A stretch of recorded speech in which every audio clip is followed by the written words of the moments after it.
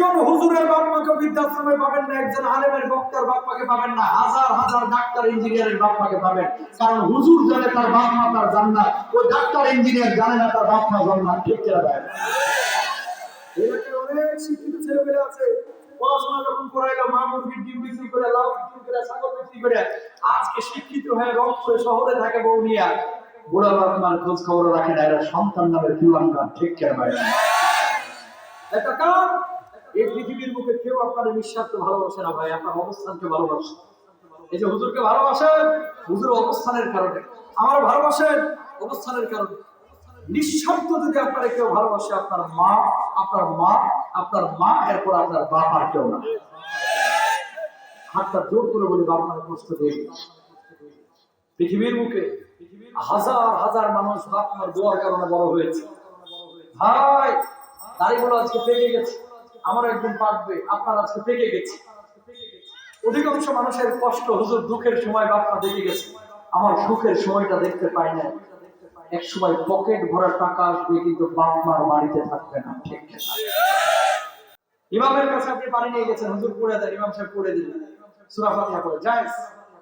কিন্তু যদি এরকম হয় যে এমন কোন ব্যক্তির কাছে গিয়েছেন যে নামাজই পড়ে না, যে মুশরিক, যে কাফের, আল্লাহকে বিশ্বাসী করে না, এর কাছে যে বললেন ঝাড়ফুঁক করে দেন না, একটু তাবিজ দিয়ে দেন না, ও মনে করেন একবারে তাবিজ কবজ করলো, কুফরি কালাম করে কিছু বিষয় আপনাকে দিয়ে দিল, এগুলো আপনি বিশ্বাস করলেন যে তাবিজই আপনার ভাগ্য নিয়ন্ত্রণ করে, এটা করলে সরাসরি আপনি জাহান্নামে যাবেন, মুশরিক হয়ে যাবেন। আর যদি এটা বিশ্বাস না করেন, আল্লাহর জান্নাতে আপনি বিনা হিসেবে যাবেন। বলুন সুবহানাল্লাহ। 3 নাম্বার অশুভ লক্ষণ যারা বিশ্বাস না করে, বাড়ি থেকে বের হচ্ছেন, হঠাৎ বিড়াল দৌড় মারছে, বউ এসে ঝাপটা ধরছে, আজকে বাইর হয়ে না, বিড়াল দৌড় মারছে, তোমার কপালে খারাপ হয়ে আছে। পরীক্ষার দিন অনেক মা দেখবেন সন্তানদেরকে ডিম দিতে চায় না, ডিম খাওয়াইতে চায় না, ডিম খাইস না, আন্ডা পাইবি, আন্ডা আছে না নাই? কিছু লোক আছে দেখবেন মসজিদের পাশে দোকান, নামাজ চলতেছে, জামাত চলতেছে, মসজিদে যায় না, আগরবাতি জ্বালাইয়া ওই বিস্কুটের প্যাকেটের নিচে, পাউরুটির প্যাকেটের নিচে এইভাবে আগরবাতি ঘুরাইতেছে, অথচ নামাজে যায় না। ভাই, নামাজ না পড়ে আগরবাতি জাহাজ দোকানের মধ্যে ডুবাইলো, দোকানে বারাকা ঢুকবে না। ঠিক কেনা? তারপরে আবার দেখবেন বাড়ির উপরে কাউয়া ডাকতেছে, অবেদুল কাদের মনে করেন না, কাউয়া মানে কাক, কাউয়া মানে কি? বাড়ির উপরে কাউয়া ডাকতেছে, কাক ডাকতেছে, আপনি বলতেছেন আজকে মনে হয় ঘরে খারাপই কিছু আছে, এই জন্য কাক ডাকতেছে। কোকিল ডাকতেছে, কই বাড়ির মধ্যে মনে হয় মেহমান আসবে। বিশ্বাস করা যাবে? বলেন, ওই সোমবারে ঝাড়ের বাস কাটতে নাই, দোকান খোলার পরে কোন দোকানদারের কাছে কেউ যদি বাকিতে জিনিস চাইছে, জানে এরা চিপসের মতো চাবায় খায় নাই, এমন রাগ। এই কাজ করেছেন তো? এই বেটা, দোকান খুলতেই পারলাম না, এখন এসে বাকি চাস, তোরা কিন্তু একেবারে খায়ালাম কুফা লাগাইতে আইছো, এরকম ভাবসাব। অথচ নবীজি বলেছে, যদি কেউ কাউকে বাকিতে জিনিস দেয়, ঋণ দেয়, আল্লাহ তাআলার রহম তার উপর বিশেষভাবে বর্ষিত হয়। বলুন সুবহানাল্লাহ। 4 নাম্বার, ওয়া আলা রাব্বিহিম ইয়াতাওয়াক্কালুন। সুবহানাল্লাহ, জোরে বলেন একবার। আপনারা উত্তরবঙ্গের মানুষ, অনেকে ঢাকায় যায় চাকরি বাকরি করেন, গার্মেন্টসে কাজ করেন, কেউ রিক্সা চালান, কেউ বড় বড় অফিসার হন। চাকরি একটা চলে গেলে উত্তরবঙ্গের মানুষগুলো বেশি হতাশ হয়। কি খাবে, কি করবে? তাকান, রিজকের ফয়সালা জমিনে হয় না, হয় কোথায়? আসমানে। সবাই বলে রিজকের ফয়সালা কোথায় হয়? আসমানে হয় রিজকের ফয়সালা। কখনো রিজিকের জন্য মানুষের কাছে গিয়ে বেশি ধর্ণা দিবেন না, চেষ্টা করবেন আর আল্লাহর কাছে ধর্ণা দিবেন। রাতের অন্ধকারে কাইদে কাইদে চোখগুলো বুকগুলো ভিজিয়ে দিবেন। রিজকের ফয়সালা বিশেষ জিম্মাদারি আমার আল্লাহ নিয়ে নেবেন। সুবহানাল্লাহ। সাগরের নীলতিমি প্রতিদিন 7 টন গোশত খায়। 7 টন। কয় টন? 7 টন গোশত মানে হচ্ছে 1 ট্রাক গোশত একটা নীলতিমি প্রতিদিন খায়। এই নীলতিমিকে আপনাদের উপজেলা স্বাস্থ্য কমপ্লেক্সে চাকরি করে, খাওয়াচ্ছেন কে? লাখ লাখ পাখি গাছের উপর বসে আছে, খাওয়াচ্ছেন কে? সুতরাং রিজকের জন্য তাওয়াক্কুলটা হবে কার উপরে? আল্লাহর উপরে। ইনশাআল্লাহ বলেন। রিজিক বানানোর জন্য বাপমার খেদমত বড় জরুরি বিষয়। দেখেন, আল্লাহকে জান দিয়ে মাল দিয়ে ঋণ দিবেন। ঋণ দিতে হলে মানুষের খেদমতের কারণে যদি আল্লাহ রাব্বুল আলামিনকে ঋণ দেওয়া হয়, বাপমার খেদমত করাকে আল্লাহ তাআলা কেমন ফরজ করেছে দেখেন। সূরা নিসা 36 নম্বর আয়াত, সূরা বনী ইসরাঈল 32 নম্বর আয়াত, 22 নম্বর আয়াত, আর অসংখ্য সূরা আল্লাহ তাআলা বলেছেন ওয়াবুদুল্লাহ, আল্লাহর ইবাদত করো, আল্লাহর সাথে কাউকে শরীক করো না, বাপ মার সাথে ভালো আচরণ করো। এই জামানায় শিক্ষিত বাড়তেছে কিন্তু বদমাইশও বাড়তেছে। কথা বলেন না কেন? বেশি সময় নেব না, আর 5-6 মিনিট।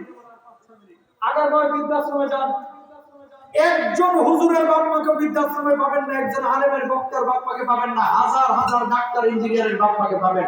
কারণ হুজুর জানে তার বাপ মা তার জান্নাত, ওই ডাক্তার ইঞ্জিনিয়ার জানে না তার বাপ মা জান্নাত। ঠিক কিনা ভাই?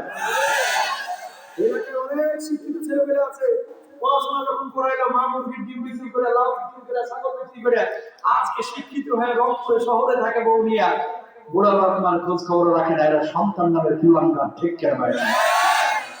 একটা কারণ, এই পৃথিবীর বুকে কেউ আপনার নিঃস্বার্থ ভালোবাসে না ভাই, আপনার অবস্থানকে ভালোবাসে। এই যে হুজুরকে ভালোবাসেন, হুজুর অবস্থানের কারণে, আমার ভালোবাসেন অবস্থানের কারণে। নিঃস্বার্থ যদি আপনার কেউ ভালোবাসে, আপনার মা, আপনার মা, আপনার মা, এরপর আপনার বাপ, আর কেউ না। হাতটা জোর করে বলি, বাপ মাকে কষ্ট দিয়ে। পৃথিবীর বুকে হাজার হাজার মানুষ বাপ মার দোয়ার কারণে বড় হয়েছে। ভাই, দাড়িগুলো আজকে পেকে গেছে, আমার একদিন পাকবে, আপনার আজকে পেকে গেছে। অধিকাংশ মানুষের কষ্ট হুজুর দুঃখের সময় বাপ মা দেখে গেছে, আমার সুখের সময়টা দেখতে পাই না। এক সময় পকেট ভরা টাকা আসবে, কিন্তু বাপ মার বাড়িতে থাকবে না। ঠিক মায়ের লাঠিটা পড়ে থাকবে লাঠির জায়গায়, মায়ের পানের বাটাটা পড়ে থাকবে সেই জায়গায়, বাপের লাঠিটা সাইকেলটা পড়ে থাকবে। বাড়িতে ঢুকলে মায়ের গায়ের গন্ধ পাবেন, কিন্তু মাকে আর পাবেন না ভাই। বাপ মা হচ্ছে দোয়ার ভান্ডার। হুজুর দোয়া করলে কবুল হবে কিনা গ্যারান্টি নাই, বিশ্বাস দোয়া করলে কবুল হবে কিনা গ্যারান্টি নাই, এলাকার মানুষ দোয়া করলে কবুল হবে কিনা গ্যারান্টি নাই, কিন্তু আপনার বাপ মা আপনার জন্য দোয়া করলে গ্যারান্টি আছে কবুল হবেই হবে, হবেই হবে। আপনার জন্য সবাই করবেন ইনশাআল্লাহ। বলেন বউয়ের হক বউয়ের কাছে, বাপ মার হক বাপ মার কাছে। কেমন কথা আল্লাহ তাআলা বলছেন, জানা আব্দুল মিনার রহমা। তাফসীরটা শুনে নেন। বৃষ্টি যখন হয়, মা মুরগি দেখবেন ছোট ছোট বাচ্চা নিয়ে ঘুরে না, মা মুরগি দুইটা পাখা এইভাবে উন্মুক্ত করে দেয়, আর কুরকুর কুরকুর করে ডাকে বাচ্চাগুলো আমার ভেতরে আয়। বাচ্চাগুলো মায়ের পাখা ডানার নিচে আসে, মা মুরগি ডানাটা মেলে দেয়, আকাশ থেকে বৃষ্টি হচ্ছে, মা মুরগি থর করে কাঁপে। কথা বল না, ঠিক না? মা মুরগি থর করে কাঁপে, কিন্তু বাচ্চাগুলোকে ভিজতে দেয় না। আল্লাহ তাআলা বলতেছেন এই কুরআনুল কারীমে, তোর বাপ মা ছোট যখন ছিলি, তোর মায়ের, তোর ভাষা তোর মা ছাড়া কেউ বুঝতো না। সন্তান কাঁদে, মা বুঝে ফেলে যে ঘুমের জন্য কাঁদতেছে নাকি খাওয়ার জন্য কাঁদতেছে। বাপ সন্তানের জন্য, এই যে আমার মতো তুলতুলে হাত ছিল, ম্যাক্সিমাম বাপের তুলতুলে হাত ছিল আপনার জন্য, কষ্ট করতে করতে, ভ্যান ঠেলতে ঠেলতে, কুলার ঠেলতে ঠেলতে, শক্ত কাজ করতে করতে, রাজমিস্ত্রি কাজ করতে করতে বাপের হাত কাজকে লোহার মতো হয়ে গেছে, লোহার মতো। ঠিক কিনা? বাপের কষ্ট দিবেন না, জীবনে বড় অপরাধ করে ফেলবেন, ধ্বংস হয়ে যাবে। আল্লাহ তাআলা বলছে শত কষ্ট যন্ত্রণা সহ্য করে তোর বাপ মা তোর বড় করেছে। ওই মা মুরগি যেভাবে নিজে ভিজে আঁকড়ে রাখে সন্তানগুলোকে, তোর বাপ মা যখন বুড়াবুড়ি হবে সব এই ছোট বাচ্চার মতো হয়ে যায়, এই বাপ মাকে এইভাবে আগলে রাখ, শত ঝড় ঝাপটা তোর উপর দিয়ে যাবে, কিন্তু বাপ মারে এই ঝড় ঝাপটা বুঝতে দিস না, কষ্ট দিস না। আমার মা বোনদেরকে বলবো, স্বামীর খেদমত করেন, 5 ওয়াক্ত নামাজ পড়েন, ইদা সাল্লাত খামসাহা ওয়া সামাত শাহরাহা ওয়া আফতারাত বানাহা ওয়া হাসানাত ফারজাহা। আল্লাহর নবী বলেন, তুমি মা বোন যখন 5 ওয়াক্ত নামাজ পড়বে, রমজান মাসে রোজা রাখবে, লজ্জায় করে হেফাজত করবে, স্বামীর আনুগত্য করবে, আল্লাহ তাআলা ওই মা বোনকে কিয়ামতের ময়দানে ডাকবে, বান্দা আমার কাছে আয়, মেয়েগুলো আল্লাহর কাছে যাবে, আল্লাহ বলবে জান্নাতের যেই দরজা দিয়ে খুশি সেই দরজা দিয়ে জান্নাতে দাখিল হবে। সুবহানাল্লাহ। অনেক বউয়ের কারণে অনেক ছেলেরা বাপ মার খেদমত করতে পারে না। কথা বলেন ঠিক না? আমার অনেক স্বামীর কারণে অনেক বউমারা তার বাপ মার খেদমত করতে পারে না। দেখেন, শ্বশুর শাশুড়িকে নিজের বাপ মায়ের মতো মনে করবেন, বৌমাও মনে করবেন নিজের বাপ মার মতো, আর ওই জামাইকেও বলবো আপনার বউয়ের বাপ মাকে একটু সম্মান ইজ্জত দিয়ে কথা বলেন। আপনাদের টেন্ডেন্সি কি, নিজের বাড়ির মেহমান আসলে দেশি মোরগ, আর শ্বশুর বাড়ির লোকের আসলে ব্রয়লার মুরগি, তো হাফ কেজি। এরকম পার্সেন্টেজ করবেন না ইনশাআল্লাহ। বলেন, আমি জানি এলাকায় অনেক কাপুরুষ আছে যারা বউকে রাত দিন মারে, বউকে যারা মারে তারা কাপুরুষ আর সুপুরুষ হতে পারে না। ঠিক না? কারা মারতেছেন আপনি? যে মেয়েটাকে আপনি মারতেছেন এটা আপনার ছেলের মা। এই মেয়েটা হতে পারে তার বাপ ভ্যানওয়ালা, হতে পারে তার বাপ কৃষক। প্রত্যেকটা মেয়ে তার বাবার রাজ্যে রাজকন্যার মতো। ঠিক না ভাই? আপনি যে মানতেছেন ওই বাপের বুকটা ফেটে যাচ্ছে, ওই মেয়ের মার বুকটা ফেটে যাচ্ছে। আপনি মানতেছেন আপনার বউকে, আপনার ছেলে কিন্তু 3 দিন 4 দিন দেখবে, এক সময় বড় হয়ে আপনাকে কিন্তু আঘাত করে দিতে পারে। কারণটা কি? আপনি তো আপনার স্ত্রীকে মারতেছেন, ওই ছেলেটার রিয়েক্টটা এরকম হয়, আপনি আমার মাকে মারতেছেন কেন? ঠিক না? এই জন্য কখনো ছেলে মেয়েদের সাথে সামনে বাপ মা মারামারি করবেন না, কখনো স্ত্রীদেরকে মারবেন না, কখনো বউ স্বামীকে মারবেন না। কিন্তু দুঃখজনক হলেও সত্য, আজকের বাংলাদেশে বউদের চাইতে স্বামীরা নির্যাতিত হচ্ছে বেশি। বউরা তো প্রকাশ করতে পারে নির্যাতনের আইন টাইন আছে, ছেলেদের তো নির্যাতনের আইন নাই। প্রমাণ নেন, গত কয়েকদিন আগে জাতীয় দৈনিক নিউজ করেছে, গত 1 বছরে ঢাকা সিটিতে তালাকের আবেদন করেছে 56,000, যেখানে 81% তালাক। এই তালাকের কারণ হচ্ছে পরক্রিয়া। মোবাইল শরীফ আবিষ্কারের পরে পরক্রিয়া বাড়ছে না কমছে? বাড়ছে। 89% তালাক মেয়েদের পক্ষ থেকে ছেলেদেরকে দেওয়া হয়েছে। আগে তালাক দিত ছেলেরা, এখন তালাক দেয় মেয়েরা। ঠিক আছে? কেন জানেন? আমার মা বোনেরা শিক্ষিত হচ্ছে। আগে বউকে ধমক দিলে ঘরের দরজা লাগায় বসে থাকতো 3 ঘন্টা, যে জামালের বাপের মাথা গরম হয়ে গেছে, এখন বাইরে হওয়া যাবে না, মাথা ঠান্ডা হোক। আর এখন আপনি যদি একটা চটকনা দেন, আপনার দুইটাই দিয়ে বলবো আই খেলা হবে। কথা কন না কেন? আমার বাপের কি কম আছে? তুই পড়ছস নোকিয়া বিশ্ববিদ্যালয়, আমি পড়ছি রাজশাহী বিশ্ববিদ্যালয়, অনার্স তুমিও করছো আমিও করছি। স্বামী স্ত্রীর সম্পর্কের মধ্যে কখনো ব্যক্তিত্ব আনবেন না, তাহলে সংসার ভেঙে যাবে। স্বামী স্ত্রীর সম্পর্ক হবে ভালোবাসা, হৃদ্যতা। সুবহানাল্লাহ বলেন। কেমন সম্পর্ক বলে শেষ করে দেব। আল্লাহ নবী ঘরে ঢুকতেছেন, দেখেন আমাদের আয়েশা কি খাচ্ছে। নবীজি দেখলেন গ্লাসে পানি পান করতেছে। আয়েশা, আমার জন্য একটু পানি রেখো তো। নবীজি ঘরের মধ্যে থেকে বের হয়ে বলতেছে, আয়েশা কোথায় গেল পানিটা? ইয়া রাসূলুল্লাহ, এই যে গ্লাসে, এই পানিটা। রাখছি পানি? হ্যাঁ ইয়া রাসূলুল্লাহ রাখছি।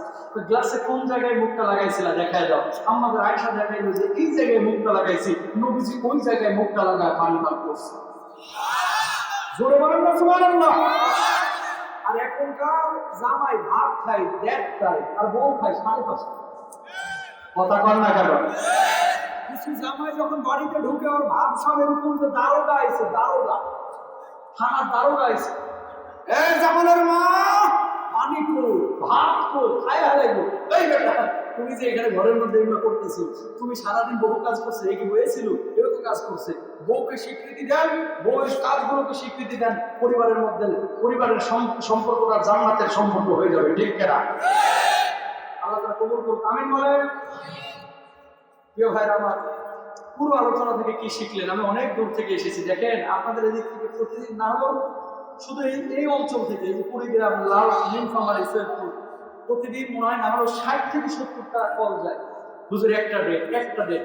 আমি বলি বাজার নেই, এই ঢাকা থেকে আসলে আসাটা কষ্ট, বুঝছেন? যত বিমান বলে না যায় বলে, একটু দূর হয়ে যায়। এখন আপনাদের কাছে এসেছি, অনেক কথা বললাম, ভুল ত্রুটি যদি হয়ে থাকে ক্ষমা করে দিবেন। আর আল্লাহ যদি বাঁচায় রাখে, আমি হয়তো বাংলাদেশে আর বেশি দিন নাই, আমি পশ্চিমে চলে যাচ্ছি ওখানে দাওয়াতি কাজের জন্য। কোন দেশ আমি এখন সঙ্গত কারণে বলতেছি না। 1.5 মাস পরে আমি একেবারে চলে যাব ইনশাল্লাহ। অনলাইনে হয়তো বা দেখা হবে। আর এই এলাকায় যদি আল্লাহ আবার বাংলাদেশে আনে, আমি আসবো আবার ইনশাল্লাহ, যদি আল্লাহ তৌফিক দান করে।